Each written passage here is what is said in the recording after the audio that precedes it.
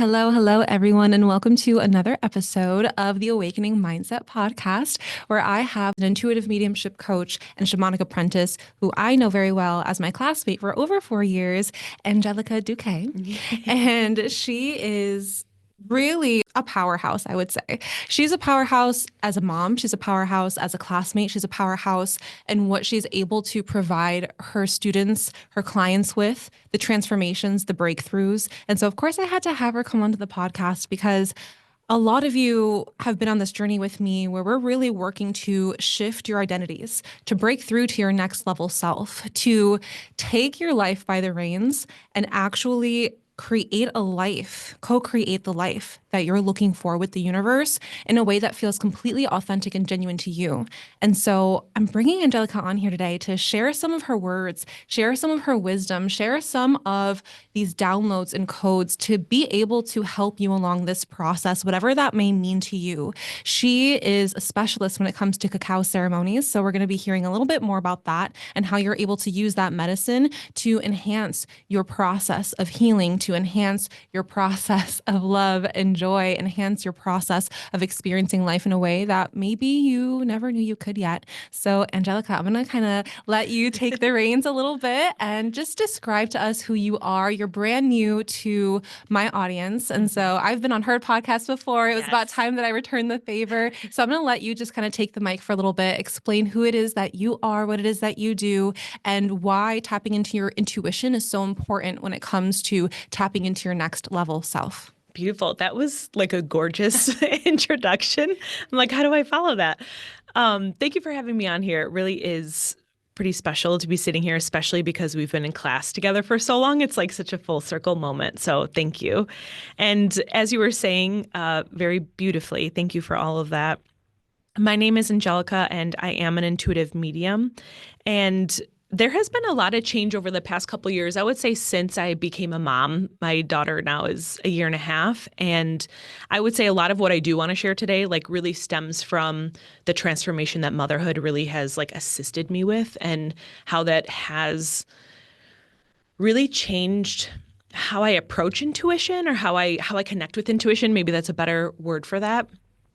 In addition to that, I am a medium. So I do work one-on-one with clients, but I do work with students in that realm because I feel like so many people have that ability, like the psychic or the intuition and the mediumship capabilities, but it's either not feeling it strongly, consistently, understanding the message, things like that. So I really do work with a lot of students in really breaking down how they communicate with the other side and vice versa, because I think that that really is like half the battle. In addition to like us understanding our own energy and our own energy flow and how that impacts how we receive messages and our connection with the other side. So I will say a lot of my students, we work a lot on the communication aspect, but I would say the main root or the main like meat and potatoes that I feel like what I probably will touch on most of today is the feminine energy, because I feel we have been so, depleted in the feminine realm. And I really do feel like it stems from birth, which I'll go into, but I feel like we've been so depleted in that. And as we know, our intuition comes from that side. So when we have these women or just people in general who want to deepen this understanding of who they are and this connection, my first go-to is like understanding where they're at generally. And I would say 99% of the time, they really are living from a place of like a hyper forward, strong masculine and an atrophied or a depleted feminine energy. So what I do work with clients mostly, whether it be coaching, yes, cacao being, part of the plant allies, that just one of them that I love to incorporate in. But even in the mediumship course and everything like that is I want to help people understand like what it feels like to be in their bodies in the feminine energy, because our society has taught us everything opposite than that. And to understand and kind of go against the grain, I feel like it takes work. And I like, yes, that's a belief, but also like it really does, because our society and our way of life does not support that realm.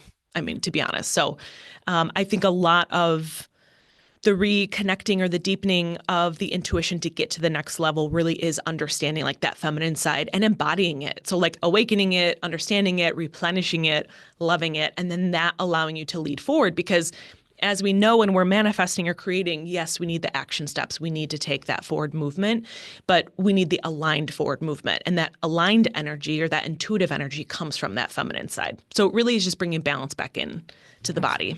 Absolutely. I just fell in love with everything that you said. Like I feel like that is such a beautiful approach to just recentering yourself and finding that balance. And I want to go back. I want our viewers or audience members to understand when you have someone who comes into your work or who signed up as a client and is ready to work with you, and you're seeing that they have that kind of abandoned or weakened or depleted feminine side, what are the symptoms that you see in them, or what are the symptoms that they're bringing up so that our audience members can see and tell for themselves, like, oh, wait a second, I have a depleted feminine and I did not know that. And it's so important to know that because that feminine energy does directly correspond and correlate to your ability to manifest or collapse timelines and bridge the gap quantumly. So what are those symptoms that you're seeing of a depleted feminine energy? And then we can kind of tap into what are some techniques that you have for those who have those symptoms to build that relationship back with their divine feminine. Yeah, I love that. So a lot of the women that I work with are business owners, and they're in, of course, like they do what we do, right? And I would say that, God, it's such a delicate balance to be a business owner and have that like deep spiritual connection. I'm not saying it's impossible. Obviously, but it to me, it's like there's nurturing on both sides that's needed. And some of the symptoms that I notice the most in my students and in different entrepreneurs and business owners that I work with would be indecisiveness, the difficulty in trusting themselves, like making decisions, like, is it this pathway? Is it that pathway? Like putting all that pressure on yourself. Like, well, what if it's the wrong path? Like there is no such thing, right? And there is a lack of trust. So like not even just not trusting yourself, but not trusting that you are co-creating here. So yeah, there's a sense of like, bringing it home and trusting yourself. Like if I make this decision, I'm going to achieve what I want, but I also have the entire universe backing me up to do so. So it's like trust in a couple of different areas. There's depleted emotionally. This next one is really interesting because I hear it a lot with corporate, like women in the corporate realm, is like asking themselves, is there something more to their life? Like, am I still on the path? Is there something more? And that to me always defaults back to like that lack of fulfillment, that lack of emotional fulfillment. Because a lot of the times people are climbing like the corporate ladder, or like hitting their goals and like, but then it's like asking yourself, like, are these actually my goals, or are these goals that someone else told me I had to hit in order to be a certain level of success? Right. So we're like achieving and living for someone else. And we're in that hyper like masculine energy of like always achieving when, as we know, Mother Earth shares with us like spring, summer, fall, winter. Like we don't always have to be achieving. It's not realistic. We can't hold that space 24/7 because we will hit burnout. So burnout being another one. And then another big one would be like not feeling inspired and not feeling creative. And I always like to say this because I was talking with one of my one-on-one clients yesterday, one of my coaching clients. She was saying how she's like not artistic and not creative. And I'm like, you can be creative in so many different ways. It doesn't have to be physically like painting or like, and also I said to her, I'm like, this isn't for anyone else. Like it doesn't have to be Monet or like, whatever it is. Like it literally is just for you to move your energy and create. If you think about the mother, like that's why it's been such a game changer for me in my own feminine, because motherhood on my journey has been like the greatest mirror back to the feminine. It like automatically redirected me back, and I was seeing all the ways in which I was depleted. So I'm like, oh my God, this started for how long? And now I have to, I'm working through and had to work through a lot of that. So I would say like, think of creating just for joy, creating just to like be in stillness or in peace or in connection with who you are. It's not necessarily to show anyone or to make money off of or to give someone or anything like that. It's literally just for you to have a space, and the space is filled with you expressing something that's within you. Yes. That to me would be that creative. And that then leads to the inspiration, and then that leads to the alignment and all these things. So that would be one of them, or a couple of them. Absolutely. And I'm glad that you shared so many different ways that we could experience that. And when I do the work with the women in my containers as well, that is like something that you said just spoke so true. I'm like, oh my gosh, we definitely were aligned because I always tell them you don't have to monetize it. You don't have to Yeah. have pressure. You don't have to have a due date. You don't have to do it for somebody else. It doesn't have to look like anything else. You don't have to even promote it. Like it just has to be a form of self-expression that makes you feel like you, makes you feel alive again, and makes you actually feel that kind of flow of energy. And it's always there, and you can always Always. tap into it. That's the Always. thing. You can always tap into it, but there are so many distractions, or there's excuses, which I'm a little bit of like a love and shove kind of coach, which my audience already knows. So I'm always like, what are your excuses and how can you get rid of them? Because you're just putting more meaning behind things that are inherently neutral. And those meanings that you're putting, if they're very negative, that is hindering you in some sort of way, shape, or form. So I love that you're able to tap into the different elements, to tap into the different symptoms. When someone comes to you and they're ready to work with you in that way, you can see their symptoms. What is like the first step that you give them, or is it different from person to person? Yeah, it would be different person to person. So that's a really interesting question. And you kind of you like hit a vein there for a second, because I think you bring up a really good point about the identities and the meaning that we place upon them. Like when someone says they're not artistic, like who told you that you weren't artistic? Where did that belief even come from? Because you're already putting yourself into a box that you don't need to be in, and you're the one putting yourself there, right? Like it's somewhere along the way, like we pick up these identities, and that I feel like stifles so much of that creative energy, or that where it's like, oh, I'm not good at this, or I can't do that, or why, no one in my family's ever been able to achieve this or get like, so why can't I, right? And I feel like we start to already put ourselves like up against a corner. As for starting with clients, it really is different for everyone, because when I do work with people, while I do kind of the way that I see it, actually, the way that like my connection or my intuition shows it to me is, think of like a tree, and I see sort of like the root of the tree of like, this is maybe the main pain point of like, this is what's depleted. This is what, needs to be nurtured. And what's really interesting is my approach, I feel like really is, I always tell my clients, so maybe it's a little opposite of you, maybe. I never want to push someone like right in the deep end. I'm not saying that's what you do, For but I'm sure. always like, listen, I'm here to take you out of your comfort zone, but Yeah. one step. Yeah. Like one step out of the comfort zone, and that's it. And then we're going to see how you feel, because that brings me to the next point, is the nervous system. Yeah.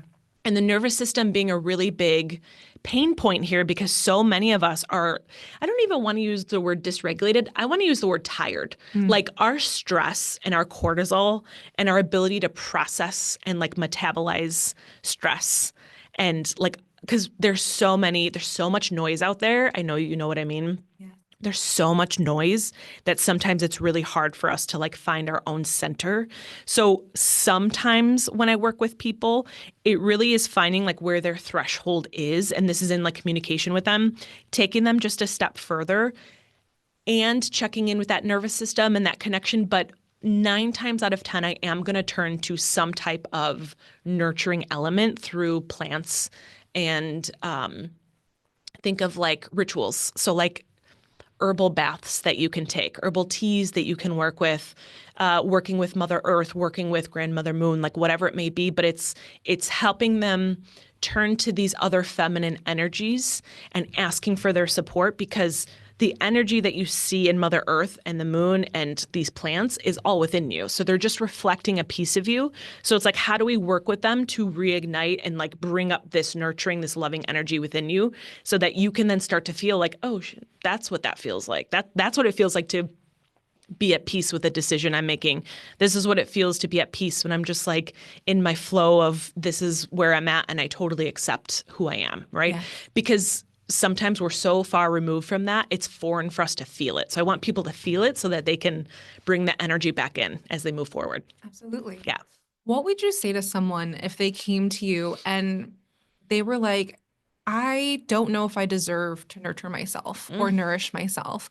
And you have all of this beautiful knowledge and array of tools and rituals and different sources of power that are organic for them to tap into. But what if they, hear you and they're in that session with you and they're like, okay, great. And then the second that they get off the call, they get back into the whole, well, I don't know if I have time for this. And I don't know if I deserve this. I don't know if I'm worth it. I don't know, like, if it's going to work, what do you say to them in that very vulnerable moment when you can tell there's a part of their soul that really wants to commit and follow through, but the human side or the pain or the suffering, whatever it is, something is holding them back from that? Melody, you're coming in with these gorgeous questions. Yay. Oh, this is so good. To me, everything is information. Mm-hmm. So then where I go is to the root of where that comes from. And that's what we break down. And I will say this I even want to say maybe 10 times out of 10. Like, let's say someone's coming to me, let's say to grow their business or channel, let's say, expand their mediumship. I'm still going through the same process that we're talking about. And that stuff always comes up. Yeah. There's always that barrier or that resistance or that like uncertainty. And that to me is actually like where the work starts. Mm-hmm. So that's when I then go in and I'm like, let's go through all of it. Tell me everything that's coming up. Tell me everything that you're feeling in the body. Tell me all the beliefs that are coming up.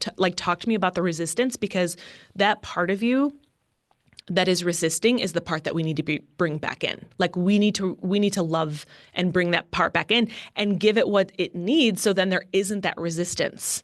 So to me, it's like understanding all these different avenues or reactions to things, right? So to me, that's like getting to that root. So yeah. I would always go back and like break all of that down for someone to help them see themselves. And it's good too, because like you first gave us the visual of a tree. And so you're like, well, if it comes to doubt, if it comes to you feeling a lack of power, if it comes to all these things, we're working at the roots still. Mm-hmm. We're working at the roots. Exactly. Which is amazing. Do you feel like in the process, I'm trying to like work in time, like in a way where sometimes people feel like they really want to get to a certain point by a certain time in their life. So maybe they feel a little bit rushed, but at the same time, healing can't be rushed. Like, and maybe I don't have the best way to phrase this question for you, but obviously you do one-on-one clients. You also have a group container. I know that those probably have some sort of timeline to them. So like, how do you help someone understand, no matter where you are, the timing's always right?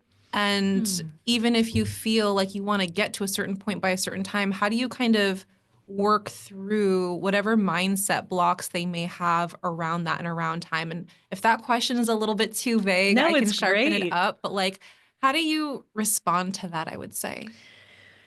You're reminding me of a couple of like particular clients that I've been working with this past year.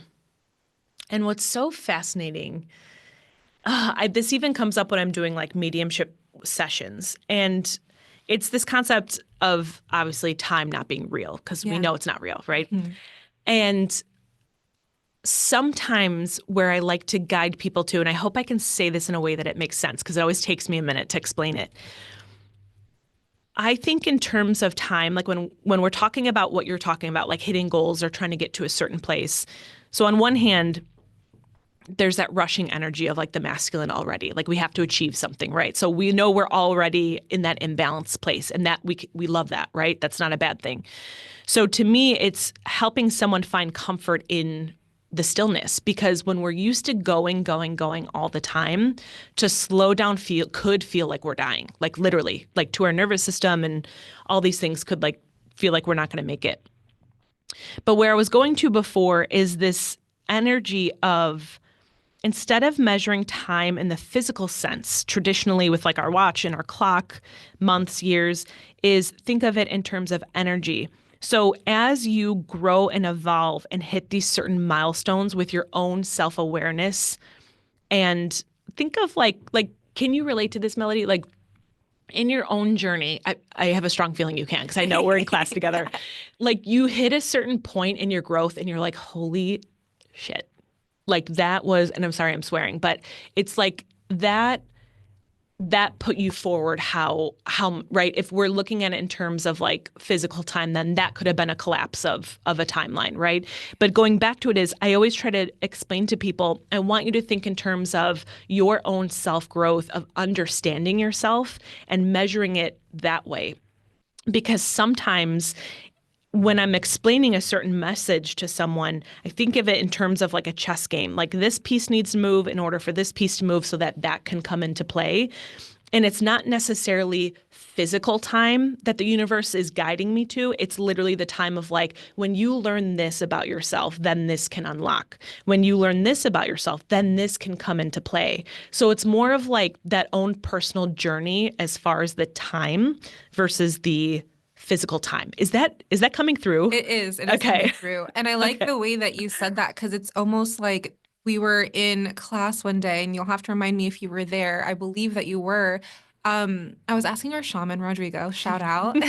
Shout out. And there is a process in which he was inquiring about how we receive intuition through our tools when we're about to do a healing session on someone. And I was telling him, sometimes I'll do a scan on someone's energy and see the things that maybe need to be healed and know what tools to use. But then the second I go to grab my tools, they're like, no, or like, yes, or they'll shift me into a certain thing. And then I'll have to read that energy and say, okay, well, this is where you want to go. And the way that he described it was very similar to you, where it's like, you got to focus on this and heal that before you can. Yes. And then there's going to be something revealed and something like that. So when he was describing it to me, he said, maybe first you'll use smoke. And then after that, you'll realize that there was a lot of water that was needed. And that's because you had to take it off like a sweater. Yes. You can have a tank top under a sweater. Yep. And then you realize like, oh, there is something else that's underneath there, but I just had to remove this one thing first. So I love that like breaking of the eggshell, or like releasing of the snake skin kind of analogy, if you will, or metaphor to go through that, because like you said, time doesn't exist.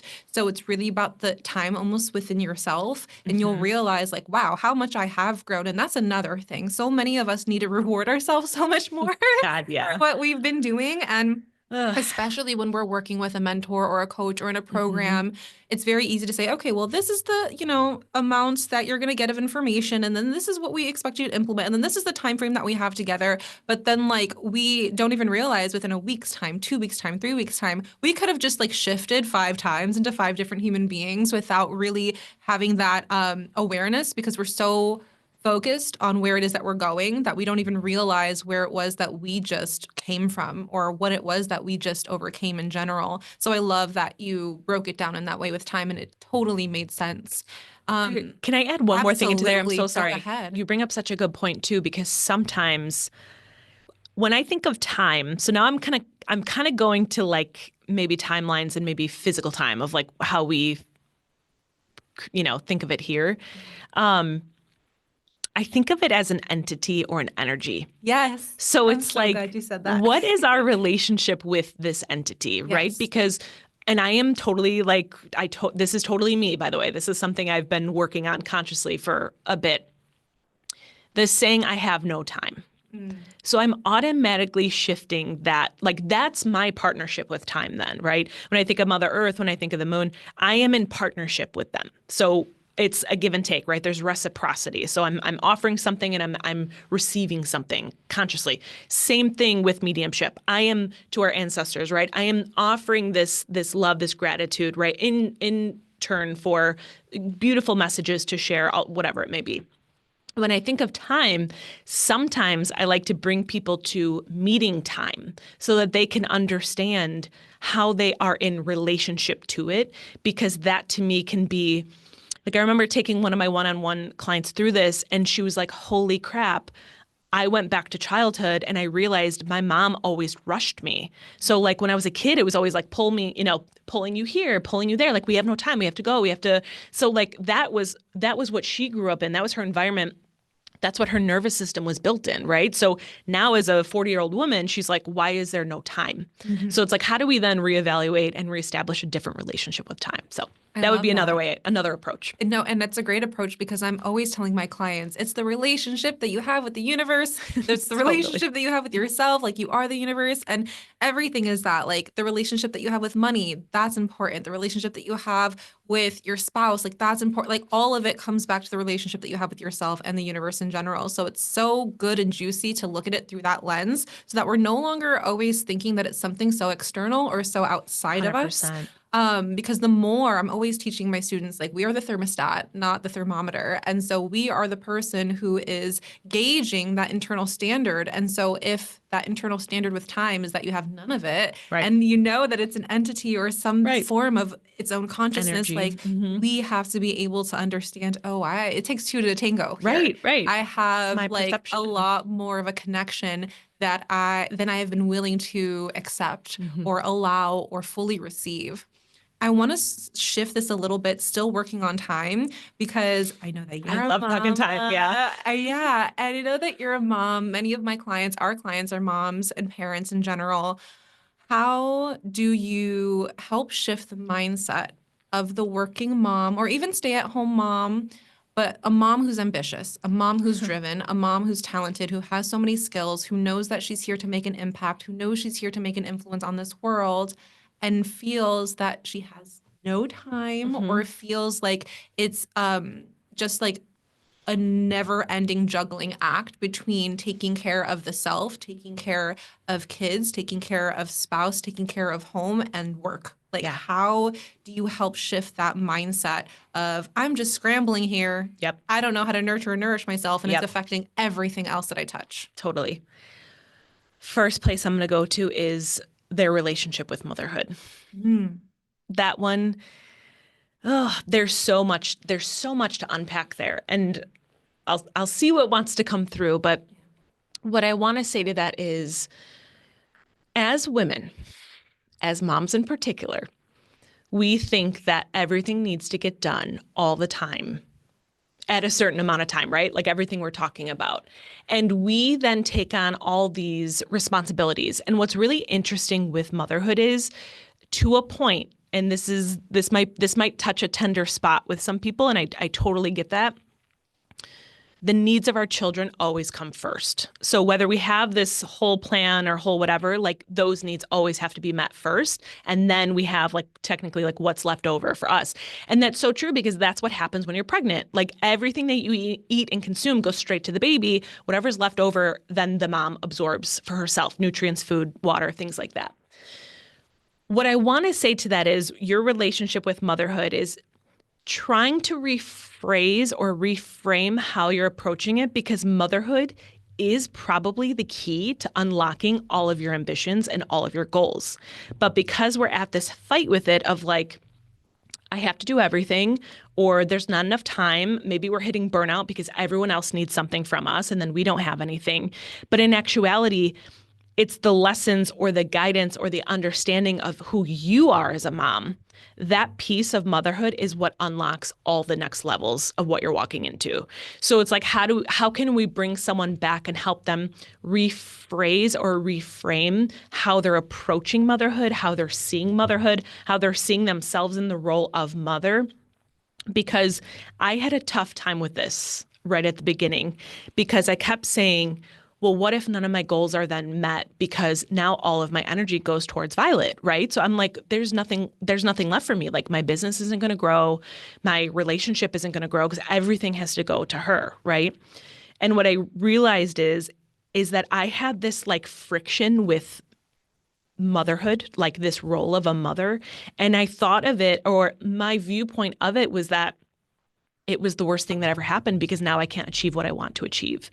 So when I say that, it's almost like reestablishing that understanding, because to me, what you learn and who you become as a mother, like if you surrender into it, that who you become in that journey of motherhood is then what allows everything else to grow. But we have to allow ourselves to be in that state first. Yeah. Is that making sense? It I'm is. saying that? It's totally making sense. And I'm so happy that you were able to like pull that from your own experience, because I am not a mother yet. I have 4 babies, but I'm not a mother yet. Yeah. Hello. And so I have so many of my clients who are, and I just know that this is super valuable for them to be able to hear the insights and perspectives of someone who is in this field, in the wellness community, and has to go through this firsthand. So I know that so many, like I could already feel the energy of my audience members, like, yes, like I've been having these questions, like I've been trying to heal. I have ambitions. I I feel like and then they have so many children. Like I have clients that have like 4 or 5 children. And so it's not only that we're speaking of one anymore, it's like now everyone's kind of pulling you in one way or the other. And it can be, again, like that balancing act. Oof. And it can be almost easy, but self-abandoning to be able to just say, well, I'm not going to do anything for myself today. Right. Or I'm not going to dream bigger. I'm not going to continue to manifest. Right. Or this is like end of the rope for me. Yep. Like this is who I am. This is now my identity. But you can have so many different kinds of identities in your life as you have so many different roles. And like you were saying, it's the relationship that you have with that role or what it means to you, how it is that you see it, how it is that you perceive it. And it's unique to you, which means that you can create what that is. Right. Right. And if you want to be this badass mom entrepreneur who has more than enough time for her children and herself and her husband and her home and her dogs and everyone else that she's catering to, like you can be that. Like asking yourself, what does life look like when motherhood is the key to everything? Like it's like asking yourself like, okay, well, this is who I am. So like, how is this power now accentuating all these? How is it accentuating my business? How is this then helping my business grow and helping my relationship with my partner grow and kids and myself and all these things? So it's like play in the duality of whatever that story is. Because if we believe that we're lack or unworthy or whatever, that same strength, that capacity on the opposite side is there. So that capacity for abundance and love and prosperity, like it's all there. So it's like play with the realm of like, okay, well, now I feel like there's no time. Well, what does it look like with time? What is motherhood to me when there is plenty of time? Who am I then? Who am I being day to day?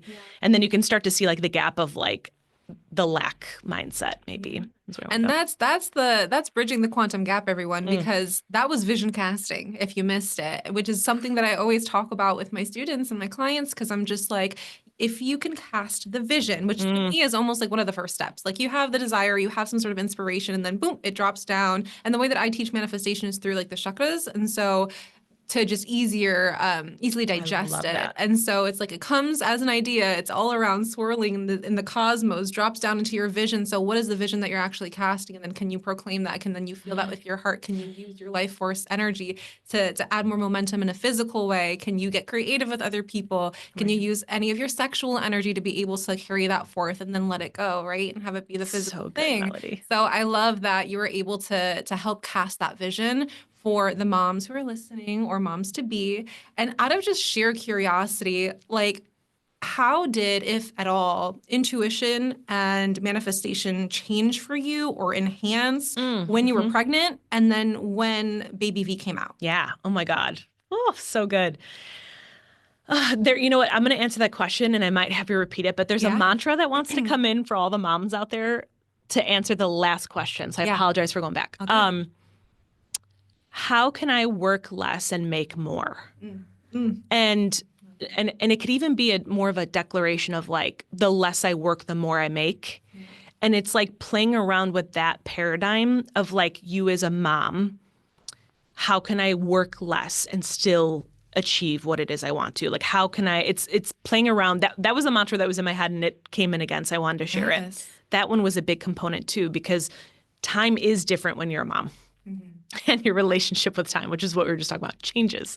So it's like, how do we reestablish that connection? Exactly what we were saying. Absolutely. So going back to can you repeat the last question? So you said intuition while I was pregnant, right? Yeah, and manifestation, if it enhanced, like, okay, before so you speak on this, I have like this thing where it's just a theory, but like, okay, you have a soul growing in your body, in your womb, your creation space, right? And then sexual energy is the most potent energy that there is known in this world that we're experiencing. So I'm thinking like you have a soul come into this creation space, like you have to be like super antenna, like radiating and like also maybe absorbing so much. Like I feel it's just like a hyper awareness and all encompassing, like. And the energetic field, I'm thinking, is like doubling or somehow metastasizing. I don't know if that's the best word for it, but that's like what I envision. So for someone who's experienced it as a healer, as someone who's so intuitive and deeply connected to the divine, what was that like? Oh God, I love this. So let me see what wants to come through because there's so much. First thing I want to say is, and Remy, my husband, always loves when I share this, but I'm going to share it because it's a piece of the puzzle, the answer that you're asking. When we conceive, part of our husband's DNA is then within us, and it lives within us. Obviously, it's like that we are now the portal to like bring life into the world, right? So we are the epitome of creation when we're carrying a child. Remy also has spiritual gifts. As you know, our mentor, Rodrigo, is my father-in-law. So Remy is his son. So he has his own set of gifts, right? So those gifts then accentuated my gifts. So when I was pregnant, one, I was so sick physically. I was so sick. I had such bad morning sickness. But once I passed that threshold, luckily I felt more balanced the second trimester and some of the third. When I say my level of connection was something I have never, like even to even imagine the level at which it went to is beyond me. And it really, to me, it really is because you are in such a place of yin energy. Like, again, I'm going back to the feminine. When you're pregnant, you are the epitome of the feminine embodiment, right? So again, that's where our intuition is. So when I was pregnant, it was like my ability to know things. Like if I was with a client, it would just, I could get right to the information, right? I could pick up right where it was in the energy field. If I'm in a mediumship reading, like their loved ones were, coming through and it's like as if they were sitting right next to me, right? Like if it was as clear as you and I, talking. In addition to that, the relationship from between me and the universe grew 1,000%. So like at that time is when I went to Sundance to support our mentor, who's an official Sundancer. And I'm not going to go too deep into like that aspect. We could if we wanted to, but the level of connectivity that I had to the human spirit and to the universe in that time frame is something that I will cherish forever, forever. As I then delivered and stepped into motherhood, that did not leave. Mm-hmm. I was going to ask you, did it still walk there. away? Did it, because sometimes you'll have moments where you reach these highs Totally of connection. And then life happens, you go through it and you're feeling good, but then little by little you feel it waning. Totally. And then you get to a point where you're like, oh my gosh, I missed it. I'm not as tapped in. Sure. So I was going to ask if that was the case for you, but you were able to maintain it, which is fantastic. Do you want to know why Yes. I was able to maintain Yes, a large portion of it? The universe taught me how to trust myself. Oh. That's why. Because that connection was always freaking there. Yeah. It's never gone anywhere. Mm-hmm. Sure, like the antenna was on high. Yeah. But through the lessons of what I went through during pregnancy and early postpartum, fourth trimester, it's like I had to reestablish my connection with my own trust and with the trust in universe. And the things that happened during that time, like will never leave my field, right? So it's like I carry that with me. So that trust and that connection it's just always there. Mm-hmm. So, and then to go back to kind of what we're saying, like the yin energy, the motherhood, like that has just been for my journey, probably the best mirror for that connection. So that helps. Yeah, no, that's amazing. And although, again, I'm not a mother, I did have, when I went through my spiritual awakening, the very, very first one, I felt my own antenna was very high and I was like, what is happening? And I just felt like it was great, but also like, whoa, this is a lot. And I remember kind of telling my spirit guides, like, love the weirdness. Sure. However, some of these senses that are hyperextended, like my taste and my smell, were very hyperextended to the point where it was almost really not sitting well. Like I wasn't able to balance it. I wasn't able to digest it. And so I was like, can we please like put this one a little bit lower? And I was able to almost like fine tune in a way certain things, but then there'd be moments of very high emotion later on. And I sometimes, not always, feel that those high emotions can, if you let it, block that connection that you have because you're so in your human or you're so in like the ground level almost. Yeah, the feeling of it that it's a little bit hard to decipher messages or pick up on certain things. And so I would get to a point where I'm like, oh man, I really wish I had this hypersensitivity right now. But like you said, it's always within you, which is just the key. And it just makes you breathe this like sigh of relief because I truly believe that we're always in a state of remembering as much as we possibly can. And if you let yourself forget, it's like normal and it's okay and things happen. I think we're designed to be able to forget for certain things so that when we remember again, we're like, and it's like putting in repetitions at the gym, right? So that connection becomes more stable or that intuition becomes more reliable. Now, for someone who, whether they're a mom or not, or just on a spiritual journey, entrepreneurs are usually who I work with, people who own their own businesses.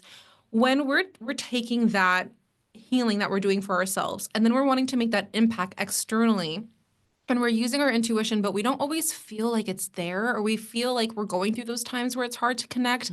How do you help your clients through that? How do you help them connect back to the intuition? Would it be through Grandmother Moon? Would it be through all these other things? Like, what's your way that you like to showcase?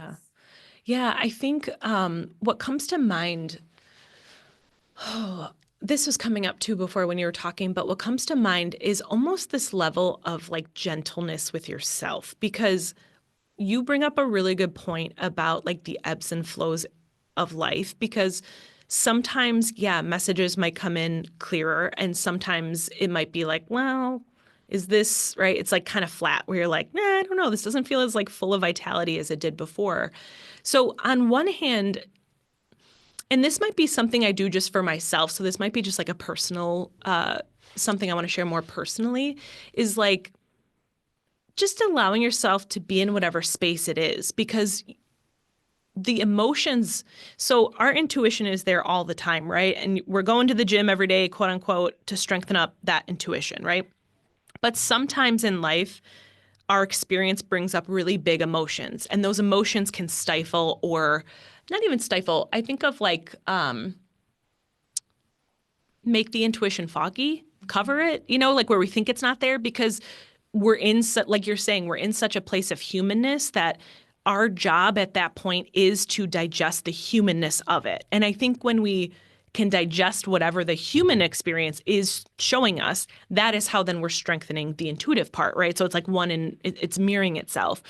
So on one hand, it's this sense of being gentle with yourself and just knowing that that is a part of what your journey looks like. So if something's foggy, or if we're feeling out of touch with something, like there's so much to that, because there's something that wants to be looked at, if that's making sense. In addition to that, I always find that going back to Mother Earth probably would be like 90% of what I would share with someone, because she provides a sense of stability. And I think when we can receive that stability when we're feeling really unsure, or maybe like a little disconnected, I think that that can alleviate a lot of the indecisiveness or the fear or the repetitive thoughts that come up. So I think any ritual that works with Mother Earth, grounding, making an offering, right, offering some tobacco, whatever it may be, I think that that would probably be like my go-to following that. Absolutely. Yeah. And that's definitely something that I tell my clients every day. I'm like, are you grounding? And it's funny because they'll join some programs where they'll have a session, and I tell them like, oh, Mother Earth is really calling to you. And they're like, okay, great. And then the next week I'll meet up with them. They're like, things are still not really letting up. Like, I feel a little bit better. I'm feeling different all these ways. I'm like, okay, great. Like, how much time did you spend grounding? Oh, I didn't. Yeah. Like, no, It's like, no, let's go. we need to get the Square one. congestion out. Like, we need to push it out, right? Yeah. Whatever's fogging up that connection, we need to push it out.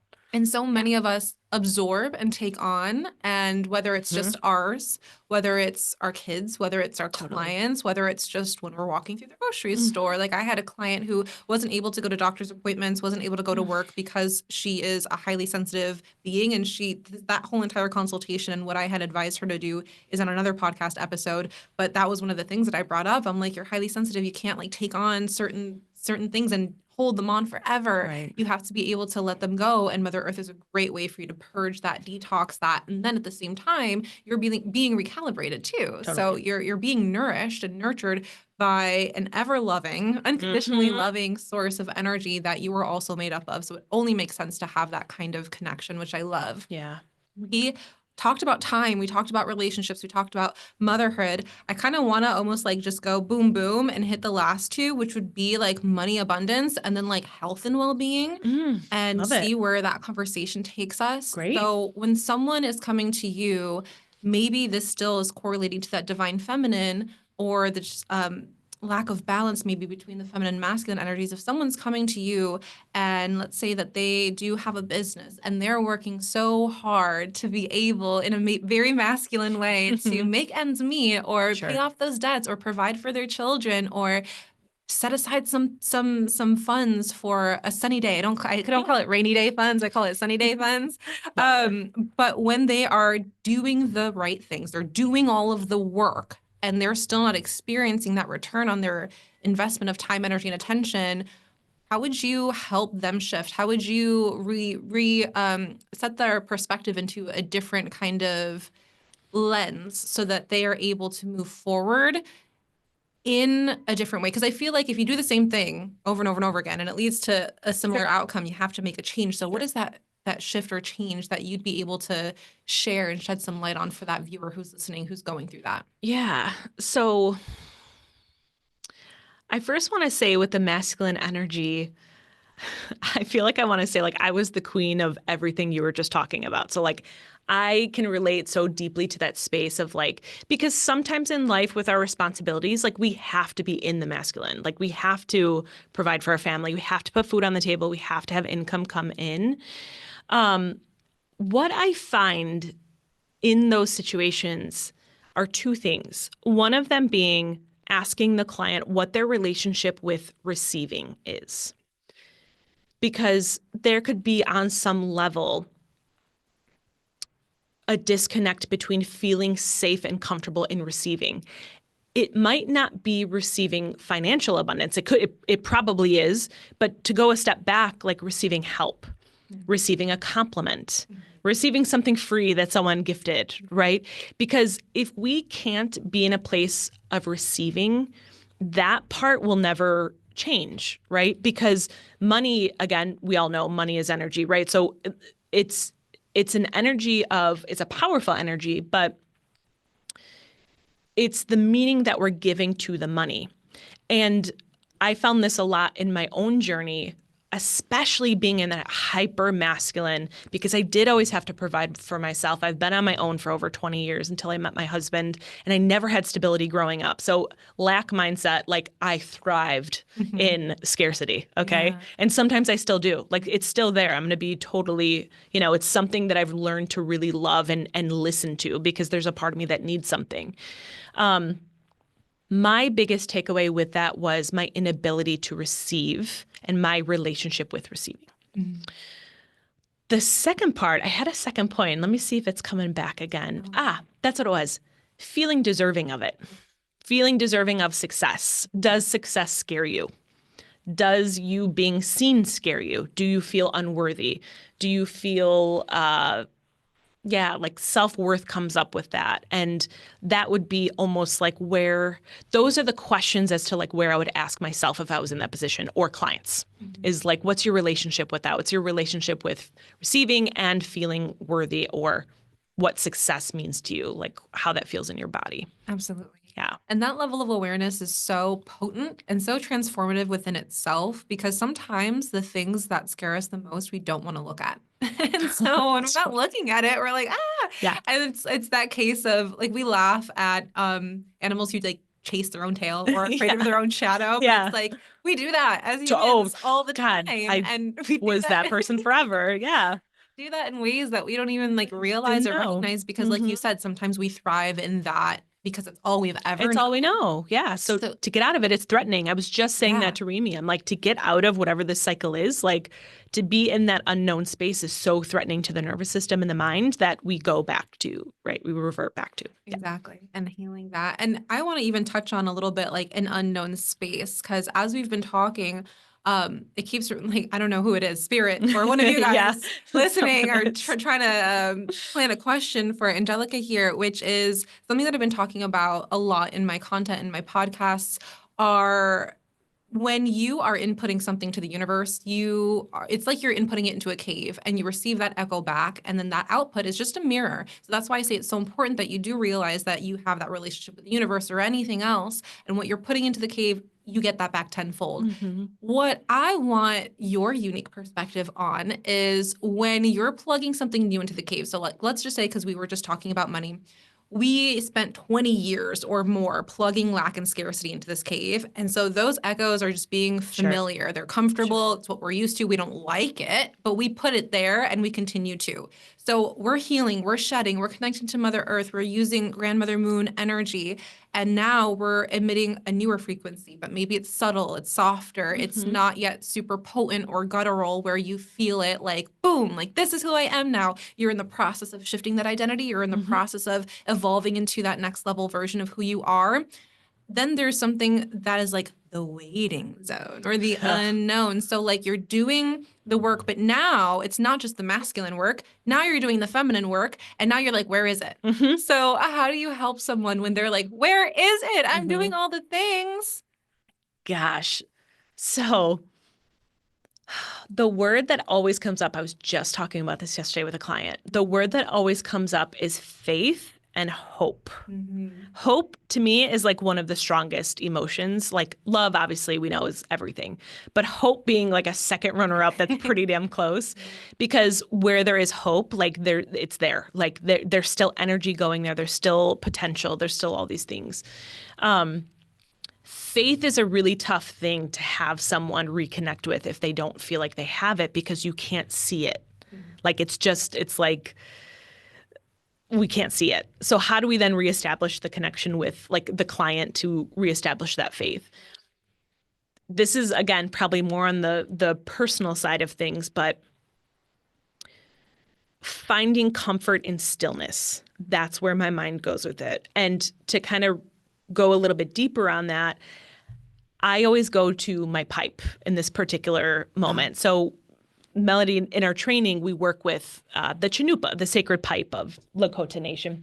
And that to me is my go-to tool of just helping me be comfortable in stillness and in the waiting game and in the silence, in that sort of like uncomfortable space, because we don't know how long it's going to be. It could be a year. It could be an hour. It could be 3 months, right? So it's almost like reestablishing our connection with that stillness and finding comfort in it. And I feel like that can offset the discomfort of that waiting game. Yeah. So my pipe being a tool that I use, but also like last night, because it's a full moon today, which I was giggling because we're happy full moon. I was like, of course we're talking about all this today. Last night I just went out and talked to the moon. That was it. I was like, I just need to get this out. I need someone to listen. And her light is so healing. So sleeping in the moonlight, meditating in the moonlight, because it's that darkness, it's that stillness, it's that cool, yin energy.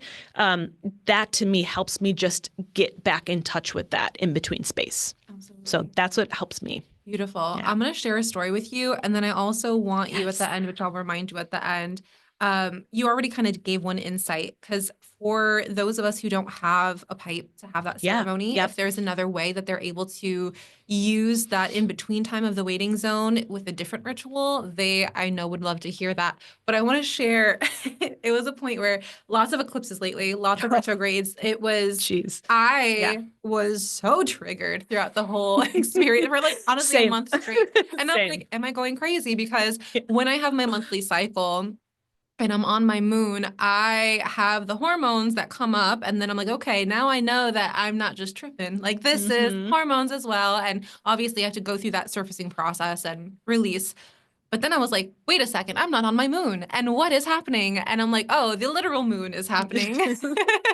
And I was experiencing so much. So I was at a point where a lot of these deep inner child wounds were coming to the surface. Things that I was just like, wait a second, huh? Like, honey, sweetheart, I thought we were just so over that. I didn't know that it was so visceral in you. And it was so strong. I felt like I was wearing it like a suit. I felt like everyone could tell. I was just so raw. And I was feeling so many different things, but I know one of them, and this is the reason why I ask, because I know my viewers and me are super connected. So I'm like, whenever I'm going through something, I know they're going through it. I was feeling the recurring worries and fears of lack and scarcity. And so I was cleaning my room, and my pipe like whispered to me. My pipe was like, hello, have a ceremony. And I was like, oh, wait, I forgot I can do this. So that process did not go at all as I expected. And so I'm sitting here and I'm laughing at it because it's just so funny to me. I'm sitting here and I'm like, all right, like got my pipe, got my things. I cannot have the ceremony inside of my home. So I'm like, let's go outside. It's okay. A little bit of rain never hurt Totally fine. anybody. Yep. Go sit by a tree. I got my yoga mat out. I have my rain boots on. I'm ready to go. I have my tobacco, like everything's prepared. I was able to set up the medicine wheel on my table as I was packing the pipe, or excuse me, offering. And then I was going to leave, and I had my lighter. And I've been using this lighter forever. I've been using it in class. I've been using it for my sessions. And I go and I walk so far into my backyard, which is just a field, to find my treats. I sit down and I'm lighting and it's not working. And I'm like, oh no. And I was like, okay, there's a lot of wind. I was trying to make coverings. I was doing everything I could think of. And of course, in a time where you are being super vulnerable and you're being so intimate with yourself and you were looking to connect, I took my shoes off. I was connecting with earth and the rain and this beautiful tree. And there was a little creek in front of me and the birds, I can hear them. And my lighter's not working. And I felt like I'm supposed to be calm and stable. And I'm supposed to feel like, something good instead of travesty and chaos and all these things. So I was like, well, my love, you can walk all the way back and hope your things like don't blow away and grab another lighter and do what you got to do. And I'm like, okay, like fine. Like I realized I was trying so hard with the same lighter and I had to kind of give it up and say, sweetheart, the lighter's not working. It doesn't matter how many times you try to flick it. It's not, no one's going to come and give you a lighter. So I went, I got myself another lighter and I made sure it turned on. And I was like, yes, this is great. And I went back out there and I maybe got a couple little flames going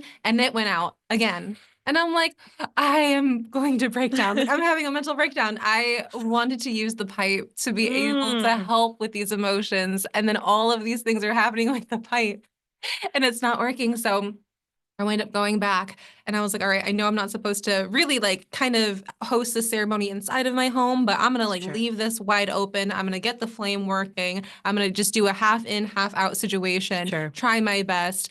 And obviously when you have that pipe, your intention is to go through all of the tobacco to the very end.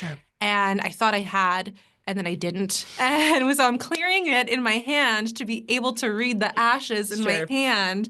And meanwhile, the wind is blowing it away anyway, so I don't even know. I didn't really have a chance at all. And then I see so much beautiful untouched tobacco, and I felt I wasted all of this, my offerings, and it was so overwhelming. And then at the end, I'm like, I have to laugh at myself because I think I wanted this to go a certain way. And the reason that it didn't, or the fact that it didn't, is reason enough for me to say, all right, I came in with this one intention. Maybe it was lack and scarcity. From the beginning of me opening up my pipe to the very end of me, like feeling like I wasted some of my offerings, that was probably a good snapshot of my lack and scarcity mindset. I was going to say, the pipe was communicating to you the whole time. That's why it's the most powerful tool. Goodness. And I still think I'm going to take an extra moment, maybe later today, and talk to the moon about that experience. Because I, of course, after I did that, I recognized that within myself. I did whatever intuitive reading I needed to. And of course, on to the next thing, because there's so many things, I guess, that happen in a busy lifestyle. But I went through that experience and I was like, wow, that just shows you. So whether it's a pipe or whether it's a different kind of ceremony or ritual, it doesn't have to go perfect. You might want it to go perfect. I know I wanted to go perfect all the time, but it might not. And what it gives you is exactly what you may need in that moment, especially if you're authentically and genuinely connecting with the tools and the resources that you have around you. They are always giving you the most accurate information of your energy. That was my energy being reflected back to me. That was the echo that I was putting into the cave, and I got my answers through there. So I say all that to give people a good little laugh and to maybe help them resonate with different times in their life that they were going through something that they thought was going to work out and it didn't. But with that said, too, any other suggestions or rituals or little practices someone can do in lieu of an actual pipe ceremony? Yeah, it's so funny because listening to you, I'm giggling because to me, hearing you, I know the frustration that probably came with that, like the just like totally defeated feeling that might have come up when you were in that situation. But what's so fascinating to me about the pipe is like from the minute that it called you until you finished up the ceremony, it was all like that was your ceremony, right? So everything, every part of it was the pipe in communication with you about that sort of end result. And it was so beautiful when you said it, because the medicine that you actually needed was laughter, like just to like laugh at yourself, and not in a crude way, but just like, oh my freaking God, this is where I'm at. But that was the medicine that your pipe provided. So even in using the tools, like the way that it responds to you and the way that it supports you is in such a mysterious way, because, and this is what I think, like that great mystery, or like the mysteries of the universe, where like some answers we just can't, some questions we just can't answer, right? Like to me, it's like, one, why did that happen, or what's the, whatever, but the end result of that is like the laughter needed to happen, and it came in, and that's just so beautiful. And that's why I have such a strong connection. We all do, with our chanupas. It's such a sacred tool. So we were saying, so you had asked the question about like, what's another tool in lieu of, if someone doesn't have a chanupa, and it was in the in-between space we were talking about, right? So like in the waiting game. I think another one so I had mentioned the one would be with the moon. The other thing that's kind of coming through, and this might be like second with the moon, so this might be in working with the moon and talking to her and just like communicating with her, is like returning back to the why. So why is it that you are asking for whatever it is? And then like reestablishing your sense of why, and like, no, this is what I put out. Like, there's no reason why it would not come back, right? But getting back to the root of why, and it gets you more into that space of your heart space of like, no, this is what's meant for me. Like, this is the path I'm on. This is what would add, whatever. This is why I'm asking for this, whatever the manifestation or whatever it is that you're recalibrating. And I feel like when we can return back to that space, a lot of the other noise can calm down, because we're like in that space. So even just then maybe journaling or asking yourself like the root of it, like, why am I asking for this, or why do I want this, or whatever it is, I think can help be another nice practice. Absolutely. And it's like getting to the core. It reminds me of when I tell my clients, you got to play the question game with yourself. Oh God, yeah. And Yes. you just said like, sometimes you don't really get the answer to the questions that you're asking. And I believe you might not hold that same perspective, but I believe it's like, you might not that there's a right and wrong, but for my argument, Sure. you might not be asking the right question. Totally. You really might not be. And there's like this movie called I, Robot. And I don't know why I always remember this. I watched it when I was like 7 years old, which is just beyond me that I recall this. But Will Smith in I, Robot had some sort of like scientific mentor, and he passed away, and he had this little hologram that he would be able to ask questions to. And it was like an AI version of his mentor. And he would ask a question. He's like, I can't answer that question. Like, the question itself is not an appropriate match to what you actually need or what it is that you're looking for. And only until he was able to ask the right question did he receive the answer that he was looking for. And I feel like the divine is so representative of that. And there's so many women and people in general who are seeking so much out of life and wanting that depth and wanting that connection, wanting that fulfillment and that satisfaction. And sometimes the questions that they're asking have like still root them in the identity of the person that they're looking to evolve from. Yes. And so when they're asking that question, and I'm like, the question is flawed, honey. Totally. The question is so flawed. It's an old self, right? Yeah. Yeah. I'm just like, I call it out because I'm like, if you can reform and rephrase that question in a way that makes you feel more empowered when you ask it, then you're going to understand. Maybe even that is shift enough where you don't even need the answer. And you bring up such a good point, and this is probably what you share with your students is you're trying to manifest or answer a question from an old paradigm when you are moving into something totally new. So how do you create from like who you are when you're in that? So like placing yourself in, I already have this manifestation. So what is the question that I then need? Yeah. And to your own point, you probably don't need anything answered because you already know that you have it. And then that puts you into the place of already receiving. So it's like you're shifting, and the one thing that came in when you were talking too was asking the universe to show it to you in other ways in your life. So like if you're manifesting love or a partnership, have the universe show you love and partnership in all areas. So maybe you have a beautiful business partner. Maybe you see people when you're out shopping and like whatever it is, but you're then tuning into the frequency that your manifestation is on, right? Yeah. So it's almost like asking the universe to show it to you in every other way that it shows up in your life. Absolutely. Instead of just that like zeroed in on. Yeah. And not being blinded to it when it is being Totally. shown to you. Totally. Totally. And again, to like the cave analogy, just because it's so fresh, that So was like one of my good. most recent podcast episodes. You're putting in that input, you're getting it reflected back to you. If whatever you inputted is still weaker because you're still growing that muscle of a frequency and the echoes are coming back smaller, don't ignore what's still coming to you. And it can be in so many different ways that you have to really like have that awareness. And something that came to me, there is a hawk that comes to my tree. And I recently looked up, he came so many times because he's like, girl, open the book. And I was like, oh, sorry, like, sorry, oh, right. sorry. Like, I have to open up my spirit medicine book. And I did. And the hawk was all about the messenger. And the hawk was all about being able to observe and really become aware of the messages that are coming through all different facets in all different ways, be that observer of the message. And I was like, okay, all right. I have been putting in echoes that I really want, and I'm doing my best to ignore and cancel out the other echoes of an older identity.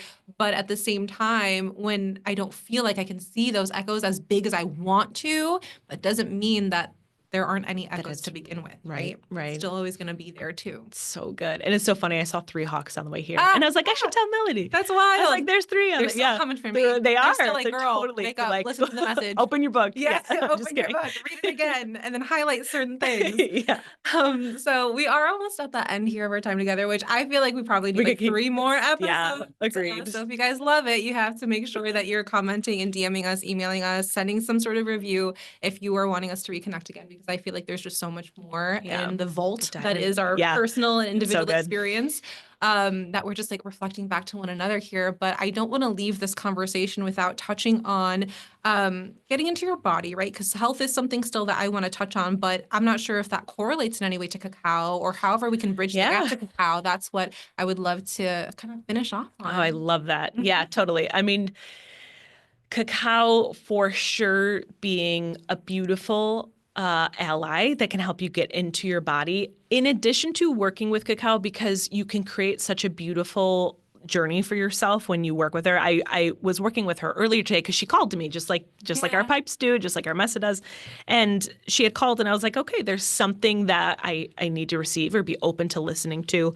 So cacao is beautiful because not only is it actually supporting the body through all of the antioxidants and the replenishment of minerals, it actually is also, it contains this ingredient, let's say, theobromine, which actually opens up the blood vessels. So your blood is actually moving. So like your energy moves a little bit more, like where things feel a little sticky, like it can help kind of just move and open things up. That's why it's called a heart opener, because it's physically opening up the vessels and everything. So you do feel a rush of warmth. Some contain a little bit of caffeine, but not a lot. So you don't get like a big rise like you would with caffeine, but you get this really gentle like nudge and kind of like reattachment, like recentering with cacao. But in addition to that, when you're creating a ritual for yourself, you do go on this beautiful journey. And depending on whether you're doing it in like in a ceremonial setting where you're sitting, or if you're just at home during a full moon, it'd be a beautiful time. You can create your own ritual. So you can get up and you could do movement. You could do a little bit of yoga. You can turn on some music and dance. It's actually highly encouraged because that is actually how I feel like you feel the effects of cacao. What's really beautiful about cacao is, to me, it's a very feminine energy. Like she is feminine. So to me, it's like you're automatically reconnecting with that nurturing element. So what you find through that journey can literally be anything. And this is what I say every time I'm working in the membership or in person, is you can work with cacao for anything you need. If you need a question that you need answered, beautiful place to go. If you need to just feel at peace, beautiful intention to set. If you need guidance on how to make a decision and what path to choose, beautiful place to go. It's just such a supportive energy. And in addition to that, to what you're just saying, you can ask cacao just to help you feel safe back in your body. And that could be the intention. And that's then what, you continue to experience. To me, cacao has been one of the Oh, I would say one of the connectors. I love working with plants and herbs in general. I've been studying herbology. Hopefully, will be an herbalist in a couple of years. There's a bit more that I have to go, but I have a while to go, but still. Um, she really helped me nurture myself through trauma, like through healing childhood trauma. In addition to, of course, our training that we're in addition to us doing the work on our own, things like that. But because it is that feminine energy, and of course, when we experience trauma, whether it be physical, emotional, whatever type of abuse, we're afraid to be back in the body, right? We're outside of ourselves. So she really helped me reestablish that connection to feel safe in my body again. So I'm a big advocate for you creating your own partnership with cacao. When I work with people, I'm not here to tell them how to do it. I'm here to guide them to find that partnership within themselves. But to me, it's just been a really beautiful, nurturing element to help me through a lot of that childhood trauma. That's amazing. Yeah, it's been so great. Powerful. And not that many people know of cacao. I didn't know about cacao until you told me about it. And Andrea told me about it, which is another one of our classmates. And I'm like learning all these things. And I'm like, okay, like this seems really transformative. So I think you gave me a little bit of cacao one time a few years ago. Yeah, and I like had it for myself. And I'm like, I don't know if I'm doing this right, but I'm just gonna try and at least be welcomed into the experience for the first time and familiarize myself. And then I did a ceremony with Andrea and I was like, okay, now I feel like I know a little bit more. And my next one, I really want to do one with you. So whenever you are having a next one, definitely let me know. Yeah, but at the end of the month. End of the month. Yes, you guys are local to us. Yes. We have one that's coming through, which is beautiful. But I'm so honored that we had this opportunity to connect in this way. It's awesome. Oftentimes we're in class and we're like, hey, let's heal each other. And then that's it. Yeah. And this is just a really nice way for us to be able to experience one another, to help the world and the community, and to share some light, share some love, share some insights. So with all of that said, I would love for you to plug yourself in as our outro of this podcast for any way that people can connect with you on social media, whether it's on Instagram or YouTube and or one of your services. Perfect. Before I do that, I just want to say thank you for the work that you're doing. And I mean this from the bottom of my heart, because I know that it takes work and it takes guts. And I know you have to go through a lot of your own things to really be able to be such a strong support system for other people. And I admire it. And your work helps support me. So I want to say thank you. And thank you for having me here, because I always love communicating. You can find me on Instagram at Angelica Grace with the letter C at the end of it. So Angelica Grace C. I do have a cacao membership. It is Awakening the Feminine, the Sacred Feminine Cacao Journey. It's a 6-month container, but it's all at your own pace. So everything is in there when you need it. All the cacao and herbs that we work with are supplied, so they're shipped to your door. You can find all this information on my Instagram and our website. My husband and I do have a beautiful, I will say, website and business. It's called Healing Arts Academy. But if anyone wants to dive in deeper to learning about the animals and the teachings of animal medicine and how that can support your intuitive journey, if you want to go in deeper with mediumship, whatever it may be, we have beautiful offerings on there. But as I said, just go to my Instagram, Angelica Grace C. You can find everything, the link in my bio. So. Amazing. Awesome. Thank you. Thank you so much, sharing so much love. And for those of you who are listening here, thank you for sharing your time, energy, and attention with us. 3 non-renewable resources that you never get back. So thanks for sharing it with us. And we will see you, or at least I will see you. Maybe someday Angelica again will see you in the next one.